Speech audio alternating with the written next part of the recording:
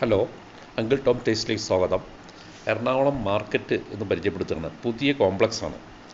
3 നിലയുള്ള പുതിയ സമുച്ചയം വളരെ പഴക്കം ചെന്ന എറണാകുളം മാർക്കറ്റിനെ പുനർനിർമ്മിച്ചിരിക്കുകയാണ്.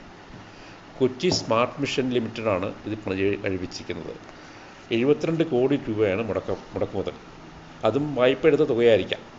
275 കിയോസ്ക്കാണ് ഇവിടെ ഉള്ളത്. ചെറിയ കടകൾ അല്ലെങ്കിൽ ബൂത്തുകൾ പോലെ. അതിൽ 25% ഇതുവരെയായിട്ട് ഉപയോഗിച്ചിട്ടുണ്ട്. ഞാൻ കഴിഞ്ഞ ദിവസം അവിടെ പോയി കണ്ടതാണ്. അതിൻ്റെ ഫോട്ടോ ആണ് താഴെ കൊടുത്തിരിക്കുന്നത്. അതിൽ മീനും ഇറച്ചിയൊന്നും ഇവിടെ വന്നിട്ടില്ല ഇതുവരെയായിട്ട്. പച്ചക്കറി, പഴവർഗ്ഗങ്ങൾ, മുട്ട, കോഴി ഇതൊക്കെയുള്ളൂ. ബാക്കിയുള്ള സാധനങ്ങളൊന്നും ഇങ്ങോട്ട് വന്നിട്ടില്ല. അത് കാരണം ഇതിൻ്റെ പൂർണ്ണ ഇതിലേക്ക് എത്തിയിട്ടില്ല.